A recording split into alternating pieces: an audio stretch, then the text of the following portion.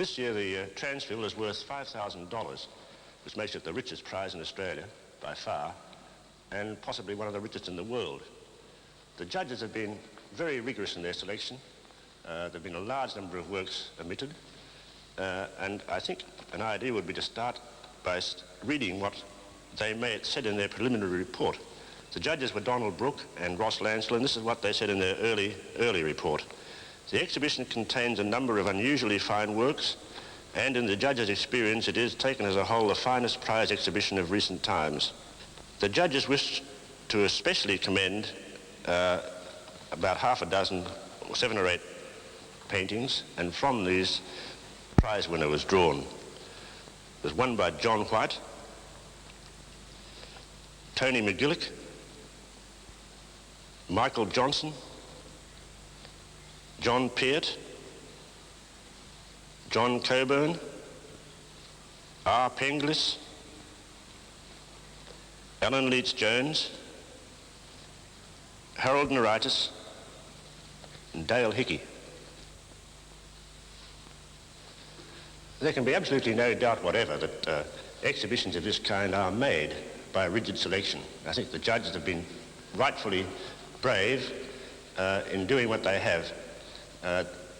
They decorate this very handsome Bonython Gallery magnificently. In fact, coming in, one's conscious of a well laid out exhibition of even standard. I don't agree that that is the finest exhibition of its kind in recent times. There have been very good exhibitions as far afield as Brisbane, but nevertheless it's a good uniform exhibition of what is going on now. What one can't help being surprised about is that a prize of $5,000 has not drawn forth either any sculptors except 3, nor the work of more mature artists. Partly this is due to the fact, I think, that a lot of people have been left out.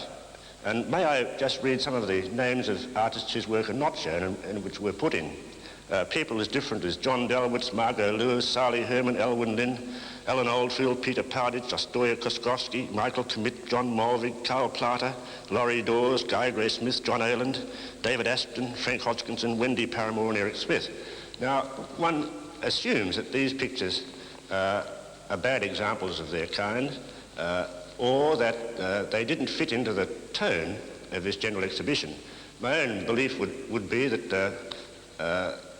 that paintings are not made by painters' names, and one must assume that the pictures put in by these people didn't come up to the standard of the works being hung. On the other hand, one can't help feeling that people like John Mulvig and so on just don't paint bad pictures.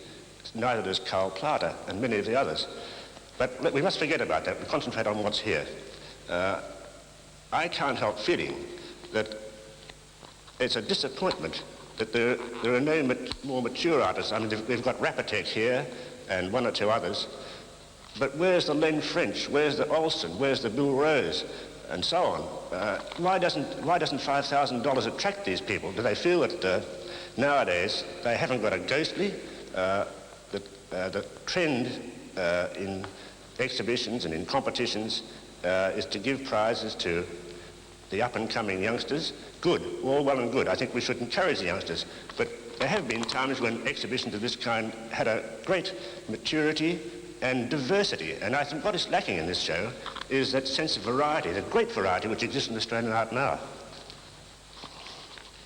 As I say, the remarkable thing about this exhibition is not so much what is in it as what's not in it.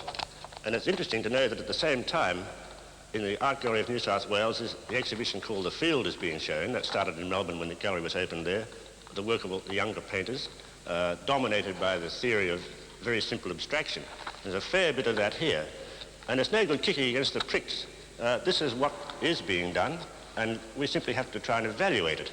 I think what I said before, though, must be taken into account. There is a great deal of variety which is neglected by the present fashion for looking at and approving of this oversimplified reduction of painting to its terms. It's just as though the young painters of today who look at the history of painting and see things as different as cave paintings, Titian's entombment, Rembrandt's self-portraits, Picasso's abstracts, and they say, what is it that they've got in common that is purely art? Take away the subject matter, what's left? And they've reduced it to these very simple terms of colour, line and shape. Now, this may be fascinating to the artists who are working in it, and also a terribly good exercise in using the simplest means to get and the most economical means to get the most telling results. But one must say that a good deal of the time the result is an infinite bore, and what one is left with is something so elementary as to be uninteresting, to say the least.